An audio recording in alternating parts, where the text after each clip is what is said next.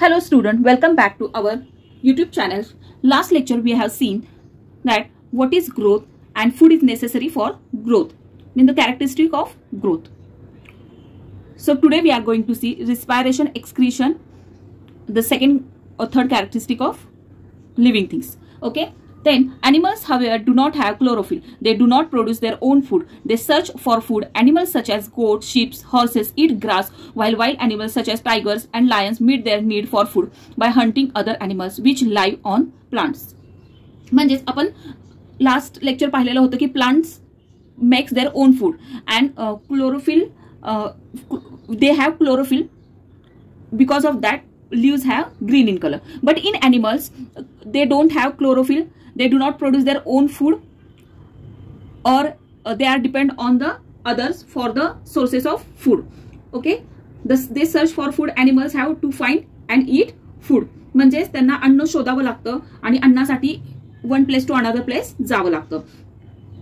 जसे गोट, ship, horse हे जे एनिमल्स आहेत ते गवत खातात आणि हे शाकाहारी प्राणी आहेत. म्हणजे शाकाहारी म्हणजे व्हेज, की जे फक्त गवत, दुसरे प्राणी किंवा दुसऱ्या गोष्टी दुसरे लिव्हिंग थिंग्स खात नाहीत असे.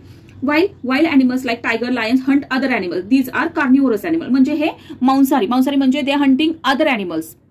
ते दुसऱ्या प्राण्यांची शिकार करतात आणि त्यालाच आपण काय म्हणतो, carnivorous, which animals are depend on the other animals. मग टायगर आणि लायन काय करतात, हंटिंग करून अदर एनिमल्स ईट करतात.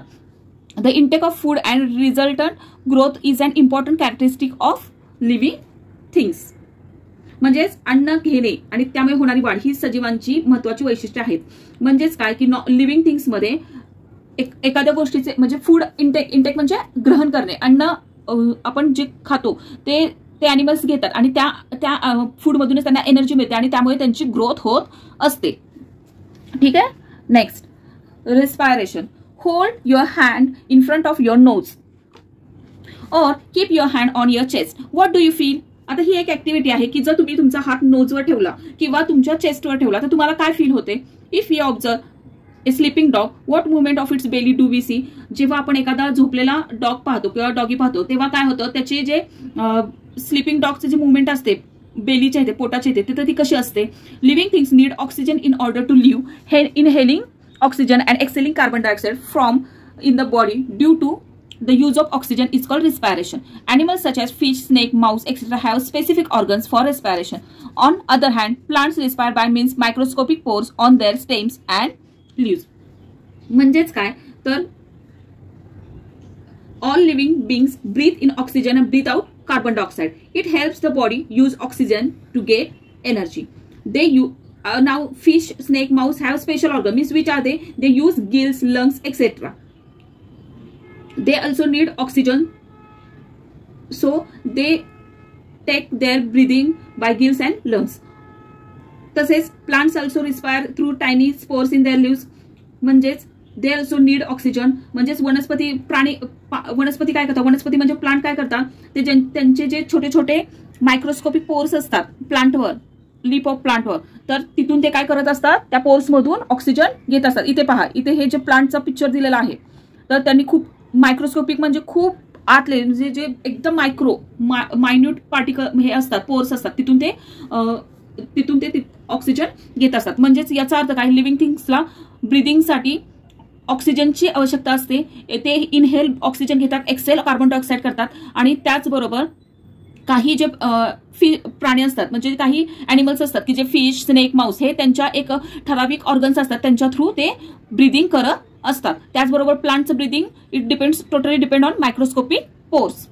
म्हणजे याचाच अर्थ काय की कोणत्याही लिव्हिंग थिंग्सला रिस्पायरेशन म्हणजे काय तर use of oxygen is called respiration. म्हणजे ऑक्सिजन घेतला जातो, कार्बन डायऑक्साईड सोडतो आपण, ते ह्या सर्व प्रोसेसला रिस्पायरेशन म्हणजे कॅरेक्टरिस्टिक ऑफ लिव्हिंग थिंग. अजून एक काय मिळाले आपल्याला ग्रोथ नंतर, respiration.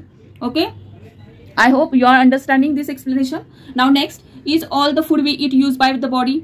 What is the unused part of the converted into. आता हे पहा, आपण जेव्हा अन्न ग्रहण करतो, घेत असतो, जे फूड कन्झ्युम म्हणजे इंटेक करत असतो, तर अशा वेळी ते सर्वच आपल्याला नेसेसरी असतं का, ते सर्वच आवश्यक असतं का, तर त्याच्यामध्ये अनावश्यक म्हणजे अननेसेसरी पार्ट पण आपण इंटेक करत असतो आपल्या शरीरातला.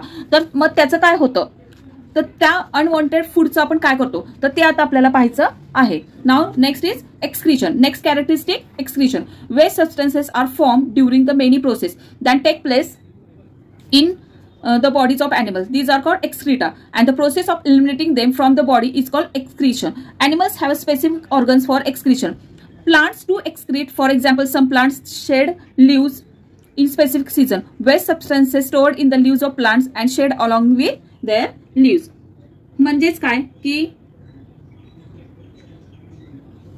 शरीरामध्ये होणाऱ्या या प्रोसेसमध्ये अनेक आपण कचरा म्हणजे काय अनवेस्टेड फूड, जेव्हा आपण नेसेसरी फूड घेत असतो तेव्हा अनवेस्टेड फूड सुद्धा इंटेक केलेलं असतं आणि मग ते फूड बाहेर टाकण्याची जी प्रोसेस असते त्यालाच आपण काय म्हणतो एक्सक्रीशन. आता काही ॲनिमल्स म्हणजे बॉडीज ऑफ ॲनिमल्स जसं म्हणजे the process of eliminating from the body is called excretion. तसेच animals have specific organs for excretion. म्हणजे प्रत्येक ॲनिमलसाठी एक स्पेसिफिक ऑर्गन असतो एक्सक्रीशन करण्यासाठी. सेम तसंच प्लांट्समध्ये सुद्धा ती प्रोसेस होत असते. म्हणजेच आता ती प्लांट्समध्ये कशी प्रोसेस होते तर तुम्ही पाहिलं असेल काही सीझन आल्यानंतर प्लांट्सचे सर्व लिव्स काय होत असतात गळून जात असतात, खाली पडत असतात. That is only we can say that it is a process of excretion. तसेच जे ॲनिमल्स असतात त्यांच्यामध्ये एक स्पेसिफिक ऑर्गन असतात की त्यांना जे अनवॉन्टेड फूड असतं किंवा अनवॉन्टेड वेस्ट मटेरियल असतं ते एका स्पेसिफिक ऑर्गन मधून ते काय करतात शरीराच्या बाहेर फेकून देतात. आणि ही जी प्रोसेस असते या सर्व प्रोसेसला आपण काय म्हणतो excretion. Take a transparent plastic bag, tie it over a leaf of a plant as shown in figure in this picture. Observe it after 6 to 7 hours. What do you see? Droplets of water collect on the inside of the bag. It means that plant excrete water in the form of vapor. Excretion is a characteristic of living things. आता आपल्याला इथे एक activity करायची आहे. तुम्हाला एक plastic bag घ्यायची आहे आणि ती प्लास्टिक बॅग ही मुलगी छोटीशी गर्ल बघा कशी प्लास्टिकची बॅग एका पानाला म्हणजे लीपला टाय करते, बांधत आहे. तसं तुम्हाला एका पानाला एक प्लास्टिक बॅग घेऊन ती बांधायची आहे आणि 6-7 म्हणजे 6-7 आवर्स तुम्हाला ऑब्झर्वेशन करायचं आहे की काय तिथे होतंय. तर आफ्टर 5-6 आवर्स तुम्हाला काय दिसणार आहे तर droplets of water collect on inside the bag. म्हणजे छोटे छोटे पाण्याचे कण किंवा थेंब तुम्हाला त्या प्लास्टिक बॅगच्या आत तुम्हाला दिसतील. ते it's means that plants excrete water in the form of vapour. म्हणजे याचाच अर्थ काय होतो की प्लांट्स म्हणजे झाडं जे असतात किंवा ते झाडे काय करतात वाफेच्या स्वरूपात पाणी बाहेर टाकत असतात. म्हणजेच याचाच अर्थ काय this shows that excretion is a characteristic of living thing. म्हणजेच काय की सजीवांमध्ये सुद्धा म्हणजे प्लांट्स अॅनिमल्स मध्ये सुद्धा एक्सक्रीशनचे ही कॅरेक्टरिस्टिक दिसते किंवा हे वैशिष्ट्य दिसते. इथे बघा छोट्याशा म्हणजे एकच लिपच्या भोवती प्लास्टिकची बॅग कव्हर केलेली आहे आणि आफ्टर 5-6 आवर काय होणार आहे याच्या आत ड्रॉपलेट ऑफ वॉटर्स कलेक्ट होणार आहेत आणि हेच काय it is showing that excretion is take place in living things and this is the most important characteristic of living things. Next, what is the sticky substance seen on the stem of the babul or acacia और drumstick trees. म्हणजेच काय आता बाबूल म्हणजे हे एका झाडाचं नाव आहे बाबूल आणि ड्रमस्टिक म्हणजे शेवग्याचं झाड. आता याच्यामध्ये काय तुम्हाला दिसतंय तर ह्या पद्धतीचे तुम्ही झाड कधी पाहिले आहे का की त्याच्या भोवती गम किंवा राळ होत असते. जर पाहिलं असेल तर कमेंट करून सांगा. तर हा जो चिकट द्रव्य म्हणजे एक स्टिकी लिक्विड असतं किंवा सबस्टन्स असतो त्यालाच काय आपण म्हणतो राळ किंवा गोम. म्हणजे इट इज अ गम और resign which is secreted by the plant. म्हणजेच ते काय होत असतं जे झाड स्वतः तयार करत असते त्यालाच आपण काय म्हणतो रेझिन किंवा राळ. Now next is have you experience this what happen immediately after the following action. Light flash suddenly into your eyes. Suddenly you felt a pin prick. The leaves of the mimosa. इथे picture दिलेलं आहे बघा मिमोसाचं. Mimosa plant were touch and sunset lamps on the street or courtyard are lit and insect gather around the lamps. म्हणजेच काय की अचानक डोळ्यांवर तुमच्या प्रकाश पडला म्हणजे light on suddenly on your eyes. What happen काय होतं त्याच्यानंतर अचानक आपल्याला कोणीतरी सुई टोचली तर काय होतं. त्याचबरोबर एखाद्या हे जे मिमोसो प्लांट आहे त्याला जर टच केल्यानंतर काय होतं, सूर्यास्तानंतर म्हणजे आफ्टर सनसेट दिवे लागतात तेव्हा काही बघा इन्सेक्ट अवतीभोवती फिरत असतात. तर त्याचं काय आहे, म्हणजेच आता आपल्याला काय पाहिजे, रिस्पॉन्सिव्हनेस टू स्टिम्युली अँड मुवमेंट. जेव्हा अचानक डोळे आपले काय होतात, लाईट पडली तर बंद होतात किंवा उघडझाप झाल्यासारखे होते. सुई टोचल्यानंतर आपण डायरेक्ट असं आपण आवाज करतो किंवा आपल्याला लागलं हे सेन्सेशन कळतं. त्याचबरोबर ह्या ज्या मिमोसो असतो त्या झाडाला स्पर्श केला तर त्याची पानं लगेच मिटली जातात. आणि जेव्हा ते दिवे लागतात तेव्हा कीटक म्हणजे इन्सेक्ट जमा होतं. म्हणजे काय होत असतं, हे सगळे ह्या सगळ्या गोष्टी कशामुळे होत असतात, तर रिस्पॉन्सिव्हनेस टू स्टिम्युली अँड मुवमेंट. म्हणजेच लिव्हिंग थिंग्समध्ये कोणत्याही गोष्टीला आपण काही अचानक गोष्टी घडल्या तर त्याला प्रतिसाद देतो किंवा रिस्पॉन्ड करतो.